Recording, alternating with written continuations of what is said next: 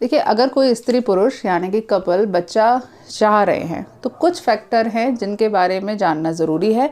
उन सारे फैक्टर का सही होना ज़रूरी है, तभी आपको स्वस्थ बच्चा होगा। अब इसको समझने के लिए पहले हम स्त्री का एक डायग्राम बना लेते हैं। आदमी के डायग्राम बनाने की ज़रूरत नहीं है। देखिए, थोड़ा सा आराम से देखिएगा।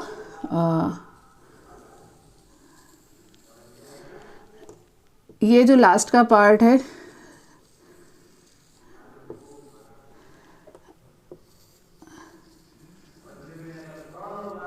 थोड़ा सा वेट करिए, मैं डायग्राम बना के फिर आपको समझा देती हूँ।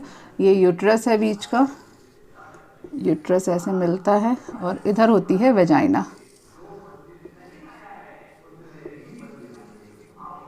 ठीक है, और यहाँ पे होती है ओवरी।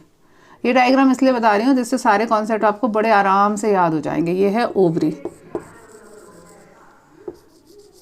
ये एक रफ बेसिक डायग्राम है स्त्री के जननांगों का इंटरनली। अगर देखिए आपको प्रेगनेंसी प्लान करनी है, बच्चा चाहिए, तो सबसे पहला इम्पॉर्टेंट फर्स्ट चीज़ है कि जो स्पर्म है उनको डीप सर्विक्स में इजैकुलेट होना चाहिए। डीप सर्विस में मतलब ये जो वेजाइना का पार्ट है, अगर किसी पुरुष को इरेक्टाइल डिस्फंक्शन है या प्रीमेच्योर इजैकुलेशन है या फिर अन्य किसी कारण से वो वेजाइना में ही, वेजाइना के सुपरफिशियल पार्ट में यानी कि नीचे के पार्ट में स्पर्म का इजैकुलेशन कर देते हैं, सेक्स करने के दौरान यहाँ पर इजैकुलेट हो जाता है, तब 90% स्पर्म किल हो सकते हैं। ठीक है, सेक्स करने के दौरान यदि आपको बच्चा चाहिए तो डीप सर्विक्स की लेयर पर यानी कि इंटरनली काफ़ी ज़्यादा अंदर आपको इजैकुलेशन होना ज़रूरी है, तभी स्पर्म आगे की ओर बढ़ पाएंगे। तो फर्स्ट थिंग, इजैकुलेशन की पोजीशन, डीप सर्विक्स में आपको इजैकुलेट करना ज़रूरी है। अगर आप सुपरफिशियल करेंगे तो बच्चा ठहरने के चांसेस कम होते हैं। दूसरी बात है कि स्पर्म में मोटिलिटी होनी चाहिए। मोटिलिटी का मतलब क्या है कि उनमें चलने की समर्थता होनी चाहिए। मोटाइल का मतलब होता है चलना। देखिए, स्पर्म आपके यहाँ पर आएंगे लेकिन ओवम होता है यहाँ पर, यहाँ निकलता है। ओवम की पोजीशन है ये है अंडा। ठीक है, यहाँ से ओवरी से निकलेगा और ये फैलोपियन ट्यूब का फिम्ब्रिकेटेड एंड होता है, यहाँ से ओवम आ जाता है। तो स्पर्म को यहाँ से ट्रैवल करते हुए यहाँ तक जाना होता है। यहाँ पे भी जाना हो सकता है लेकिन अभी यहाँ पे बता रही हूँ। ठीक है, अब यहाँ चलने के लिए स्पर्म का स्ट्रक्चर प्रॉपर होना ज़रूरी है। अगर आपका सीमेन एनालिसिस में स्पर्म काउंट अच्छा आया है लेकिन मोटिलिटी नहीं है यानी कि स्पर्म चल नहीं सकते, तो ऐसी कंडीशन में भी बच्चा ठहरने में प्रॉब्लम आएगी, कंसीव करने में प्रॉब्लम आएगी। दूसरी चीज़ हो गई कि आपके स्पर्म का मोटिलिटी होना ज़रूरी है। इसके लिए आदमियों को ज़रूरत है वो सीमेन एनालिसिस करवाएं। ओलिगोस्पर्मिया है, स्पर्म काउंट कम है, तो एक डिफरेंट चीज़ है, उसका ट्रीटमेंट लेना पड़ेगा। यदि स्पर्म काउंट तो ठीक है लेकिन मोटिलिटी नहीं है, वो चल नहीं पा रहे हैं, उस कंडीशन में भी आपको ट्रीटमेंट लेने की ज़रूरत है। स्पर्म का मोटाइल होना यानी कि चलना ज़रूरी है। इतनी मेहनत स्पर्म को करनी पड़ती है कंसीव करवाने के लिए। तीसरा पॉइंट है कि जो ये रास्ता है ये क्लीन होना चाहिए। पेटेंट फैलोपियन ट्यूब, ये स्त्री की बात है। पेटेंट फैलोपियन ट्यूब, अगर मान लीजिए ये जो फैलोपियन ट्यूब है इसी में बीच में कोई ऑब्स्ट्रक्शन हो, ये गांठ लगी हुई है यहाँ पे फैलोपियन ट्यूब में, तो बेचारे स्पर्म यहाँ तक जाएंगे, यहाँ से लौट के वापस आ जाएंगे।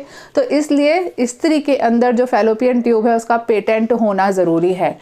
तीसरा पॉइंट है ओवुलेशन का होना। मैंने कई बार पहले भी आप लोगों से क्लियर किया है कि यदि ओवुलेशन ही नहीं होगा, क्योंकि क्या होता है ना, औरत का अंडा पूरे 30 दिन में केवल एक ही दिन बनता है। जो ओवुलेशन होता है यानी कि ओवरी से अंडा निकलता है, वो हर साइकिल में केवल एक ही अंडा निकलता है, रोज रोज नहीं निकलते हैं।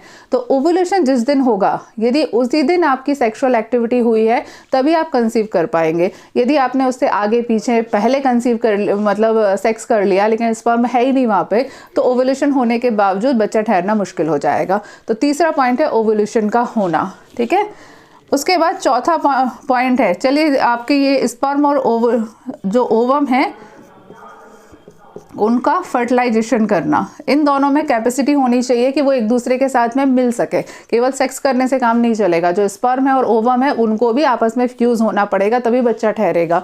तो चौथी चीज़ होती है स्पर्म और ओवम का एक दूसरे को फर्टिलाइज करना। एक दूसरे को फर्टिलाइज नहीं करते, मतलब स्पर्म ओवम को फर्टिलाइज करता है, ठीक है। तो फर्टिलाइजेशन होना मतलब बच्चा ठहरे, ये चीज़।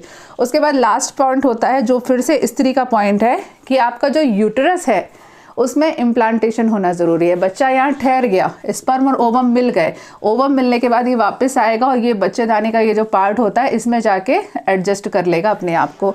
लेकिन स्त्री का ये जो यूट्रस है अगर वो प्रॉपर तरीके से नहीं है, यहाँ पर प्रॉपर ग्रोथ नहीं है, उसको रखने के लिए प्रॉपर जगह नहीं है, ऐसी कंडीशन में जो फर्टिलाइज ओवम है वो बाहर निकल जाएगा। तो ये सारे फैक्टर होते हैं जिसकी वजह से किसी भी कपल को बच्चा ठहरने में प्रॉब्लम आ सकती है। केवल अच्छे ओवम होने से काम नहीं चलेगा, केवल स्पर्म क्वालिटी अच्छे होने से काम नहीं चलेगा, और भी बहुत सारी चीज़ें हैं। सेक्सुअल एक्टिविटी प्रॉपर होना ज़रूरी है कंसीव करने के लिए, फिर ओवम और स्पर्म का निकलना उनका हेल्दी होना ज़रूरी है, यूट्रस का प्रॉपर होना ज़रूरी है, फैलोपियन ट्यूब का पेटेंट होना ज़रूरी है।